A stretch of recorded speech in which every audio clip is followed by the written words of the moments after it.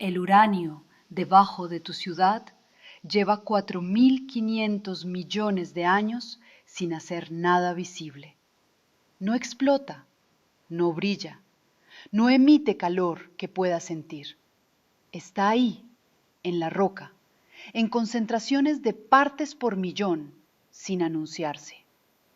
Y en ese silencio, cada gramo libera por segundo más energía que 1 kilo de carbón quemándose. En Hiroshima, la fisión convirtió aproximadamente 1 gramo de uranio 235 en lo que convirtió. 1 gramo, lo que cabe entre el pulgar y el índice.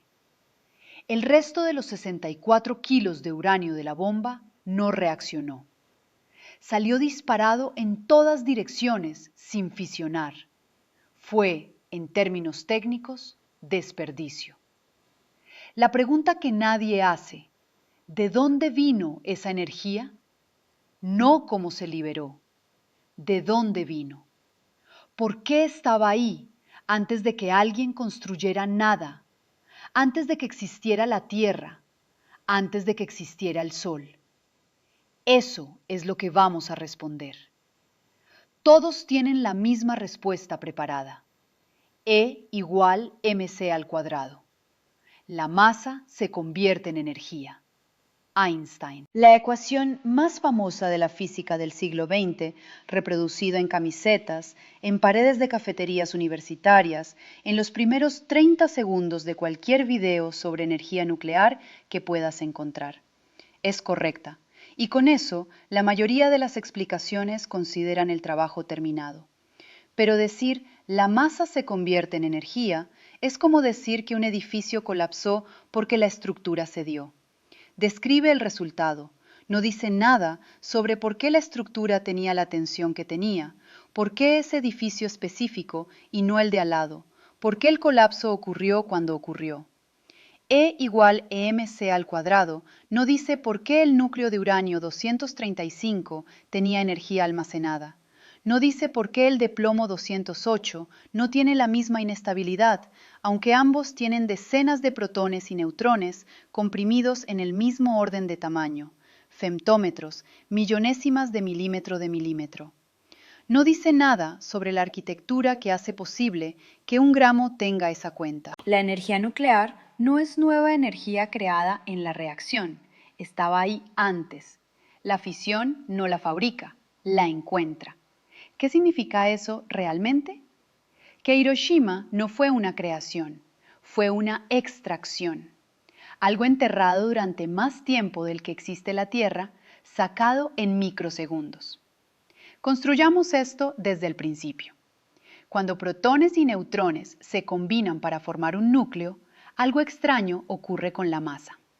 El núcleo resultante pesa menos que la suma de sus componentes por separado. No un poco menos, consistentemente menos en una cantidad que puede medirse con precisión y que varía de manera predecible según el número de protones y neutrones involucrados. Esa diferencia tiene nombre, déficit de masa, y es exactamente la energía que fue necesaria para unir esos protones y neutrones, ahora almacenada en la arquitectura del núcleo como energía de enlace.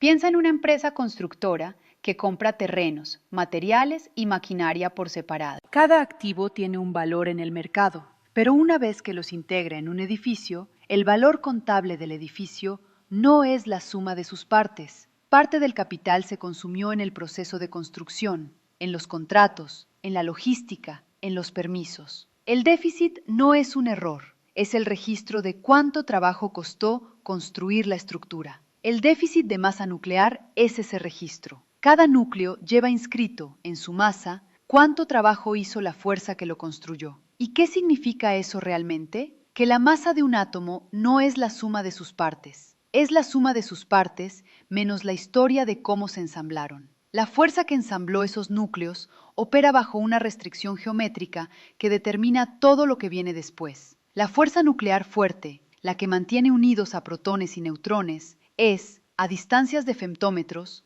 aproximadamente 100 veces más intensa que la repulsión eléctrica entre protones cargados positivamente. A esas distancias gana, sin discusión, pero solo a esas distancias. La fuerza nuclear fuerte tiene alcance corto, prácticamente nulo, más allá de unos pocos femtómetros. La repulsión eléctrica, en cambio, no tiene límite de alcance. Disminuye con la distancia, pero nunca llega a cero. Cuando el núcleo es pequeño, todos los protones están suficientemente cerca entre sí para que la fuerza nuclear fuerte los mantenga cohesionados. El sistema es estable. Cuando el núcleo crece, cuando hay demasiados protones y neutrones, los protones en extremos opuestos del núcleo ya no se alcanzan con la fuerza nuclear fuerte, pero sí se repelen eléctricamente. La repulsión acumula. La cohesión no escala al mismo ritmo. Núcleos grandes están bajo tensión estructural permanente. No es una metáfora, es la descripción de un balance de fuerzas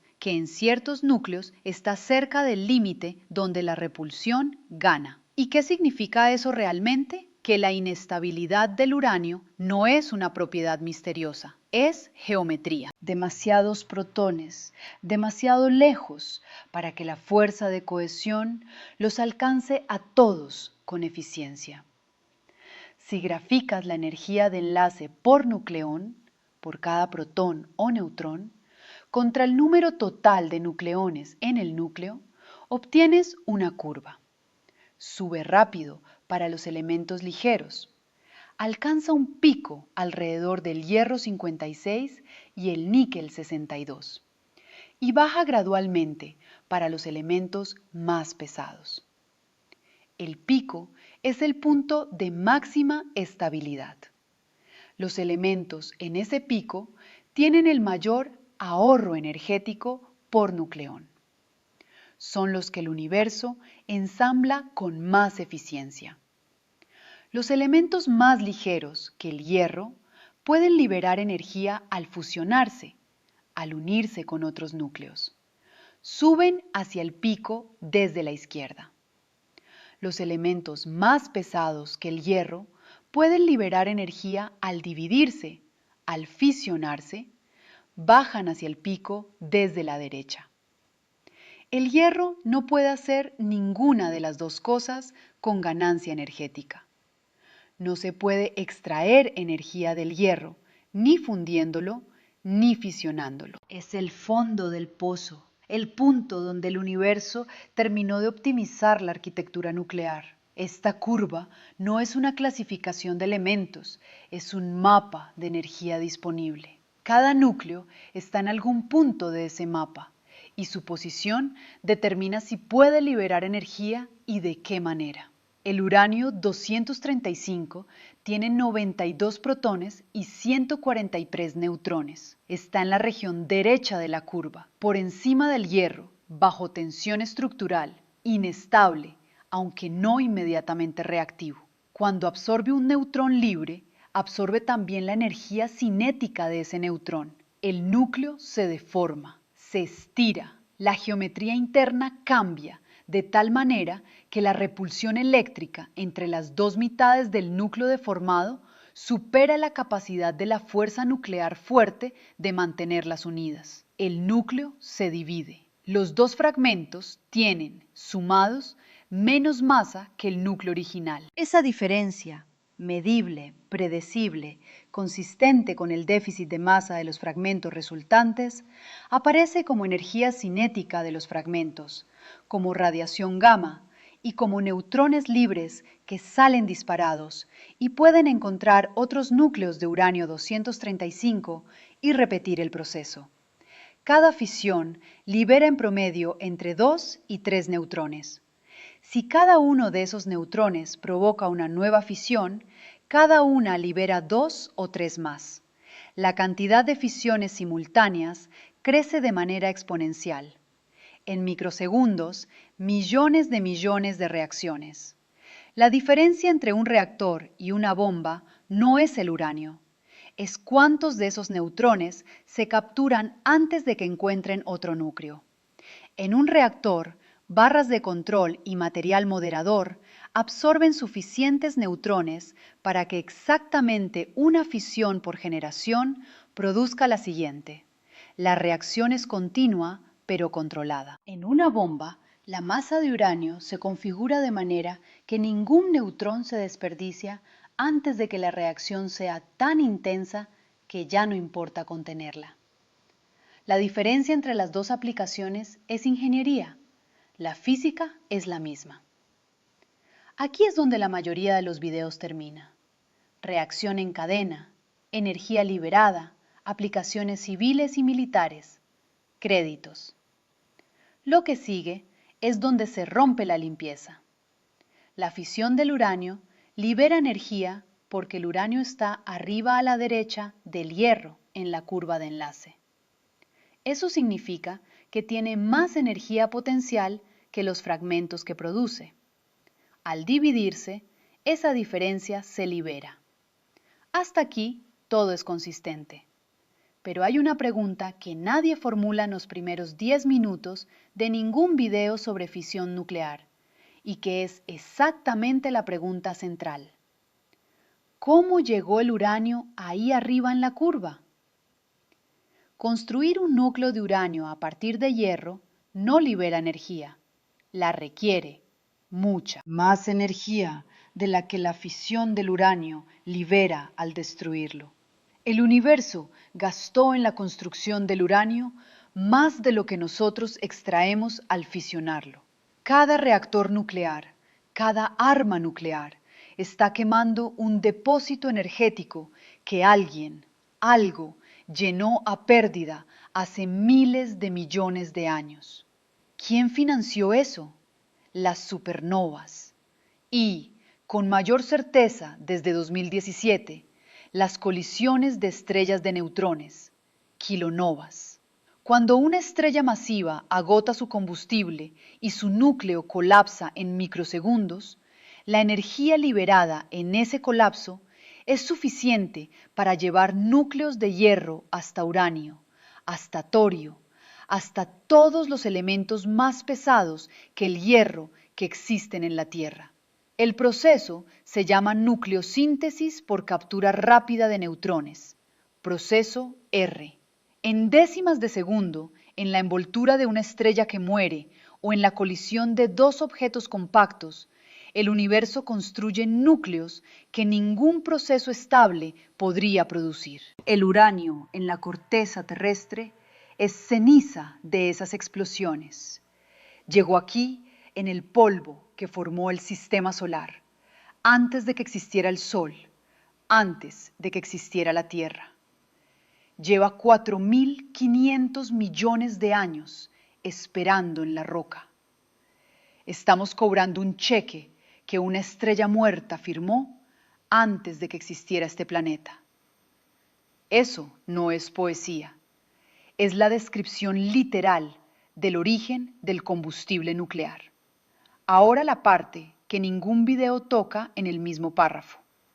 La energía de enlace nuclear que hace posible la fisión, la misma energía almacenada en el déficit de masa, la misma que la fuerza nuclear fuerte invirtió para construir el núcleo, es la energía que hace posible que exista materia estable.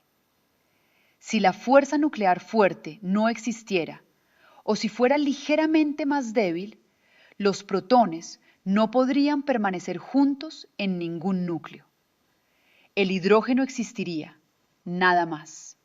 No habría carbono, no habría oxígeno, no habría ningún elemento que requiera más de un protón en el núcleo. La misma energía que destruyó Hiroshima es la energía que hace posible que exista materia compleja en el universo. No es una paradoja retórica, es física nuclear básica. La fuerza nuclear fuerte construye núcleos almacenando energía en ellos, y esa energía almacenada es simultáneamente lo que hace que los núcleos sean estables y lo que, en ciertos núcleos inestables, puede liberarse de golpe cuando las condiciones son correctas. No hay manera de tener una sin la otra. La estabilidad de la materia y la posibilidad de la fisión son consecuencias de la misma fuerza operando en el mismo rango de distancias.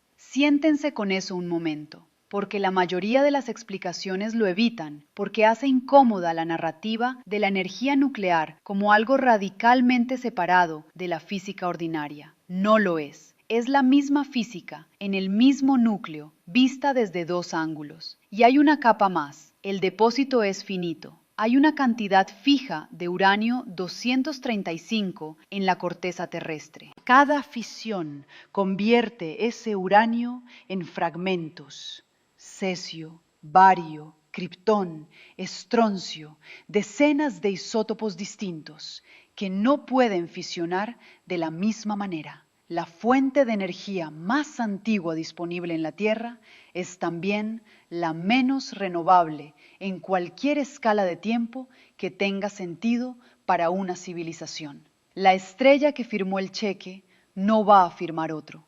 En diciembre de 1938, Lise Meitner estaba en un bosque en Suecia. Había salido de Berlín meses antes, con 10 marcos en el bolsillo y un anillo de diamantes que una colega le prestó para sobornar a los guardias fronterizos, si era necesario.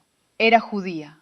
El régimen la había expulsado del Kaiser Wilhelm Institute, donde había trabajado durante 30 años. No tenía posición, no tenía laboratorio. Tenía los datos que Otto Hahn le había enviado por carta, describiendo un resultado experimental que no podía explicar. Hahn había bombardeado uranio con neutrones y había encontrado bario en los productos. Bario, un elemento con la mitad de la masa del uranio. No podía ser contaminación, no podía ser un error de medición. No tenía explicación dentro del marco que los químicos nucleares usaban en ese momento. Meitner, en ese bosque, con su sobrino Otto Frisch, hizo el cálculo. Usó el déficit de masa. Usó E igual a mc al cuadrado. Calculó que si el núcleo de uranio se dividía en dos fragmentos, la diferencia de masa entre el núcleo original y los fragmentos resultantes correspondía exactamente a la energía cinética que Hahn había medido. La fisión era energéticamente posible. El cálculo cerraba. Anotó el resultado. Siguió.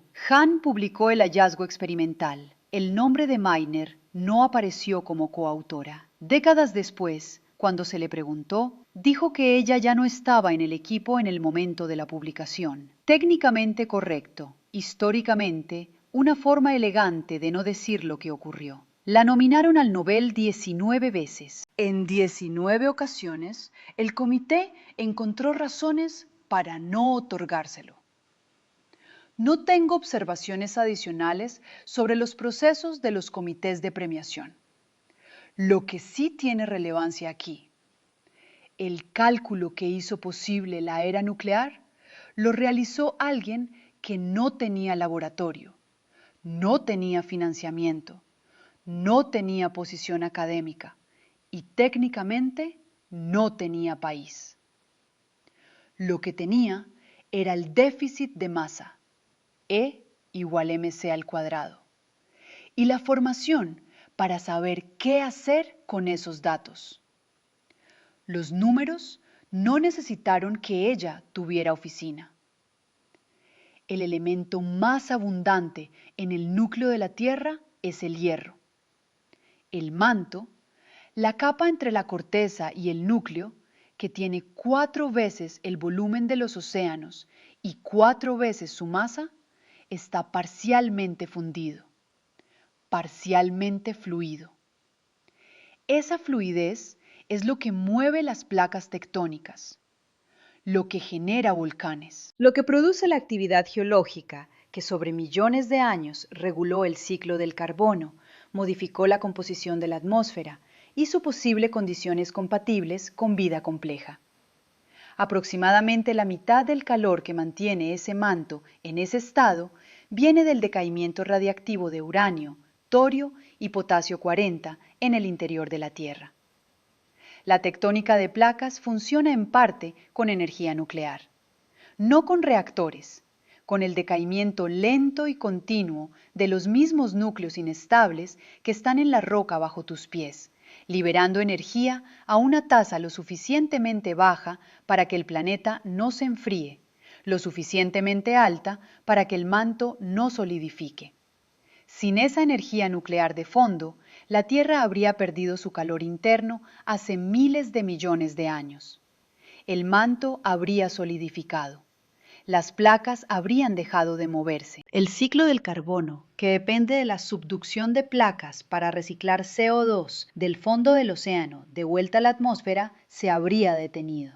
La condición geológica que hizo posible la vida compleja en este planeta es parcialmente una consecuencia de que la corteza y el manto terrestres contienen núcleos radiactivos que llevan 4.500 millones de años decayendo. El mismo proceso que escala hasta la bomba opera a una tasa incomparablemente más lenta en el interior del planeta en que vivimos. Dos preguntas que la física no puede responder todavía. El universo, según las leyes físicas que conocemos, debería haber producido cantidades iguales de materia y antimateria en el Big Bang. Materia y antimateria se aniquilan al contacto, producen radiación pura. Si la producción hubiera sido perfectamente simétrica, todo se habría aniquilado. No existiría ningún átomo, no existiría ningún núcleo de uranio, no existiría ningún núcleo de hidrógeno. El universo sería radiación enfriándose en la oscuridad. Existe una pequeña asimetría, aproximadamente una parte en 1.000 millones del lado de la materia. Esa fracción es la razón por la que existe el universo material. No sabemos de dónde viene esa asimetría. Las leyes de la física que conocemos no la producen en la magnitud correcta. Hay algo en la física fundamental que no entendemos, y esa falta de comprensión es exactamente lo que hace que el universo exista en lugar de no existir.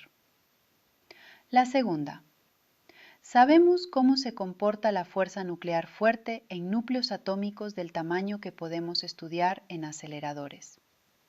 No sabemos con certeza cómo se comporta a las densidades del interior de una estrella de neutrones, donde la materia está comprimida a densidades nucleares sostenidas en objetos del tamaño de una ciudad.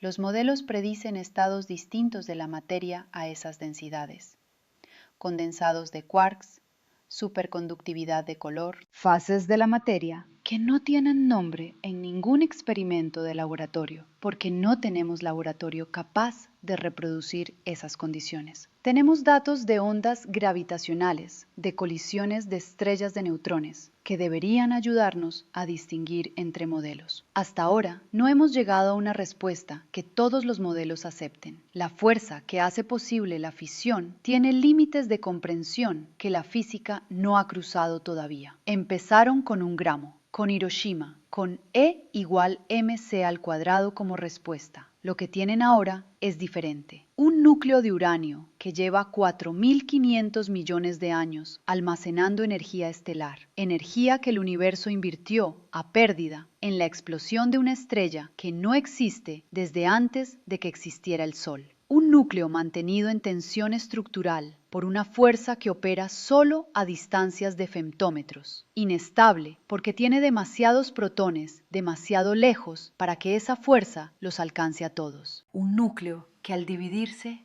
no crea nada. Libera lo que ya estaba guardado en la diferencia entre su masa y la suma de sus partes. Y esa misma fuerza, la que hace posible que ese núcleo se divida, es la que hace posible que exista materia estable, la que mantiene fundido el manto terrestre, la que mueve las placas tectónicas, la que, a la densidad correcta y en las condiciones correctas, sostiene estrellas de neutrones contra su propia gravedad. La energía que destruyó Hiroshima no se fabricó en 1945, se fabricó en la muerte de una estrella antes de que existiera este planeta. El reactor y la bomba son, en ese sentido, lo mismo. Mecanismos para cobrar una deuda energética que el universo contrajo hace 5.000 millones de años. Eso es lo que está dentro del átomo.